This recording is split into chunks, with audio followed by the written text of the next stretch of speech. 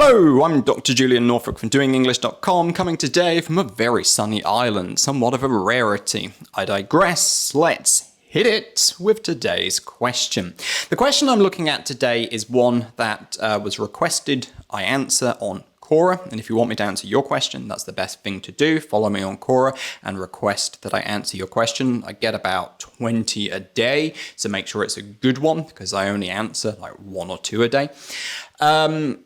But the question that was requested today was, how can I level up my English from intermediate to advanced?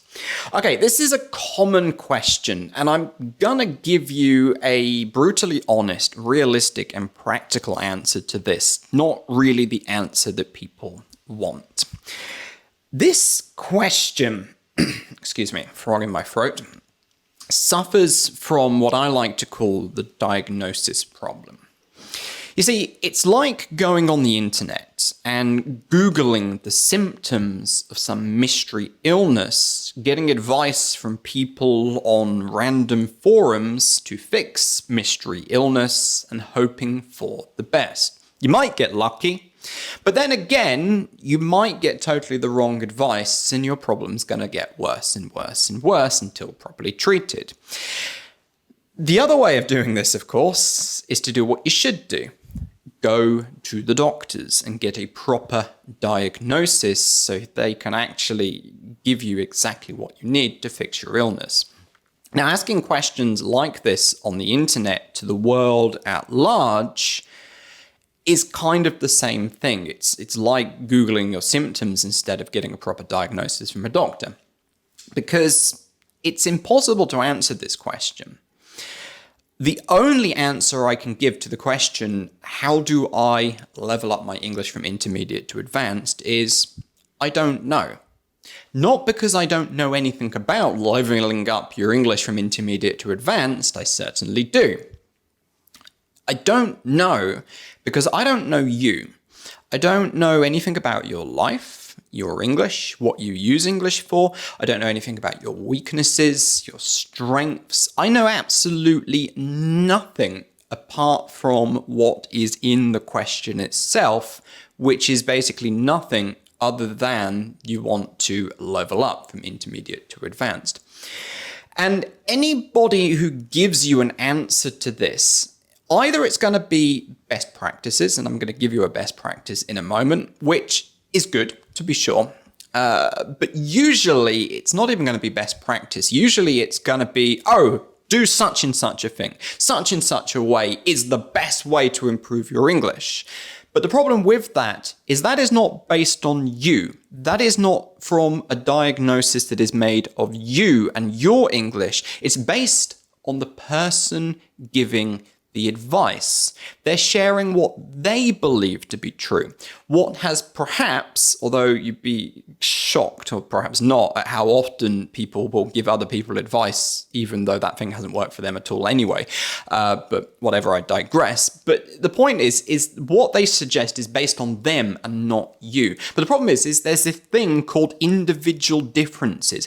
Everybody is different. We've all had a totally different experience of the world. We've all done different things to get to the point where we are now. We all have different weaknesses, different strengths, because there are so many factors involved. Every single person is truly unique, and therefore, what is going to be the best way for you personally to upgrade your English is also going to be unique.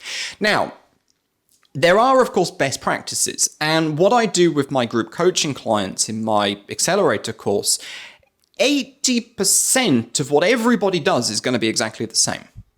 However, it's often the 20% that is customized to them personally, which is going to get the biggest, fastest results. That can only be done when you have a relationship with the person giving the advice, when they have taken the time to understand you, understand what's going on, understand your problems, your weaknesses, your strengths, and then suggest solutions based on that data. Now, the quick and dirty best practice here, and this has to be tweaked and customized to you personally, and you can go some ways towards doing that with yourself, or you could work with a professional like me. But the best practice for most people is to take on board the principle of the two-track approach. And what this basically means is taking a two-track approach to improving your English. On the one hand, we need daily, focused, intensive study. This is where you are going to sit down for a short, highly focused, highly intensive period of time, 7 days a week, to work on your English. This is about study. This is about analysis. This is about using practice exercises to force the growth and fluency in your English. This is going to help you to grow faster as an English speaker. However, by itself, it's not enough. On top of that, we need to layer the second prong of the two-track approach, which is as much relaxed usage and exposure to the language as possible. This is where you are doing real things in English, whatever that means to you, whether it's reading books or watching TV, films, taking courses online, going out, socializing, whatever it is that you do. Perhaps, you use English at work, and that is also a part of this. You need to be using English as much as you can. But the important thing here is you need to separate these two prongs of the two-track approach. What you do in your intensive focus time is different to what you do in your relaxed usage time. You shouldn't be learning the language in that time. You should be learning the language in your focus time. And again, that is when you're going to use special exercises and things like that to force fluency and get better quicker. That's not what you're doing in your usage time. That is the best practice for most people. Now, of course, the devil is in the details, because the question is what should you be doing in that intensive focus learning time? What are the best exercises for you personally? And of course, what are the best exercises for improving your weaknesses and building on your own strengths? Well, that's impossible to say without doing a proper diagnosis. That, again, is why I call this the diagnosis problem, because everybody's looking for this advice by throwing their questions out to the internet at large, but that's not really the best way to go about this. Now, if you want to get started with my methods, the best thing to do is to head over to doingenglish.com/free training. And there you can sign up for my free daily emails, and alongside it, you're going to get a 1-hour crash course training, as it were, that's going to teach you the 5 key changes that most people need to make to the way that they learn and use English to see the fastest results. Again, it's all got to be customized to you personally, and indeed that is a part of the training. And from that training, if you should so desire, you'll also get the chance to join my Accelerator group coaching course, so I can actually help you with this stuff. Right, this video is getting quite long, so this is me, Dr. Julian Northbrook, signing out from another one. Speak to you soon, guys. Bye-bye.